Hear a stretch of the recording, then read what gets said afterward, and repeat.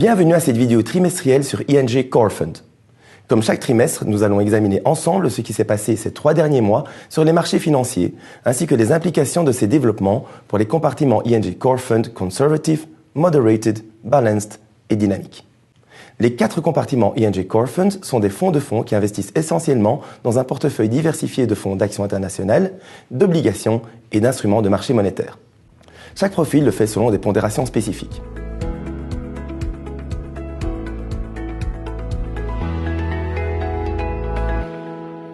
Après un repli au premier trimestre, les actions sont parvenues à se redresser, grâce surtout aux solides résultats des entreprises et aux chiffres macroéconomiques favorables. Donald Trump a une fois de plus fait couler beaucoup d'encre. Corée du Nord, retrait de l'accord nucléaire avec l'Iran, ouverture d'une ambassade à Jérusalem, escalade du conflit commercial, le président américain a de nouveau eu un agenda bien rempli. En Allemagne et en Italie, il y a également eu de l'animation sur le plan politique, ce qui a entraîné une dépréciation de l'euro vis-à-vis du dollar. Ceci a bien sûr eu des conséquences positives sur la valeur des placements en dollars. En dépit d'un repli durant la seconde moitié de juin en raison de la recrudescence des tensions commerciales, les actions mondiales ont progressé de 6% au deuxième trimestre de 2018. Les régions les plus sensibles à la hausse du protectionnisme sont restées à la traîne. Les marchés émergents ont même concédé plus de 3%. Les actions américaines ont pour leur part été considérées comme un placement refuge.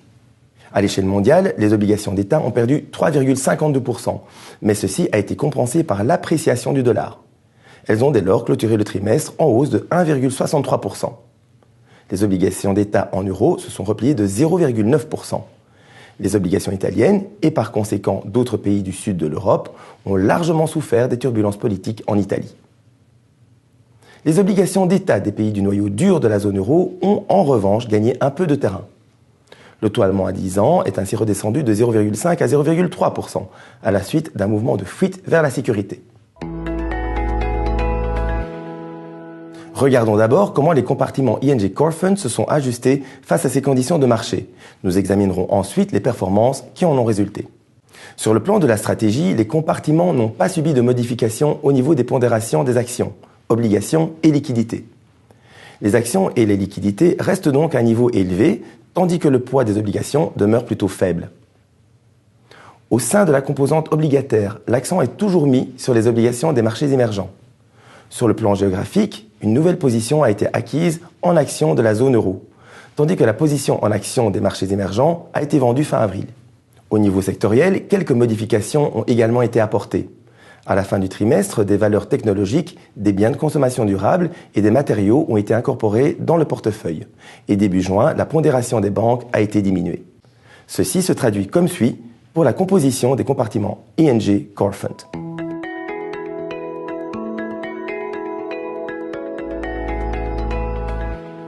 Le climat économique favorable s'est surtout traduit par des bons résultats des marchés d'actions.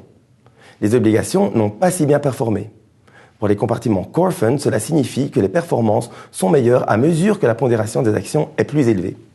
Le compartiment Conservative s'est ainsi replié de 0,90% durant le trimestre écoulé. Le compartiment Moderated a grappillé 0,20%.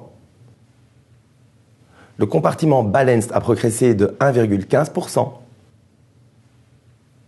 Et le compartiment Dynamic, avec la pondération d'actions la plus élevée, a gagné 2,07%. Examinons ces performances plus en détail.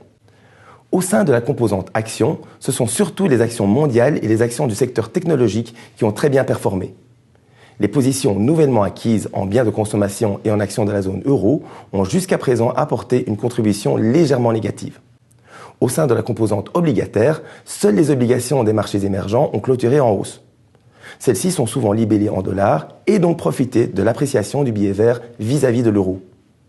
La position en obligations en euros a enregistré un recul. Nous arrivons ainsi à la fin de ce rapport vidéo. Si vous souhaitez des informations plus détaillées sur les risques, les rendements, les frais et la taxation, vous êtes invité à parcourir les informations clés pour l'investisseur, le KID, que vous pouvez obtenir gratuitement sur www.ingcorefund.be ou auprès d'ING Belgique qui assure le service financier. Je vous donne rendez-vous dans 3 mois pour dresser un nouveau bilan de la situation.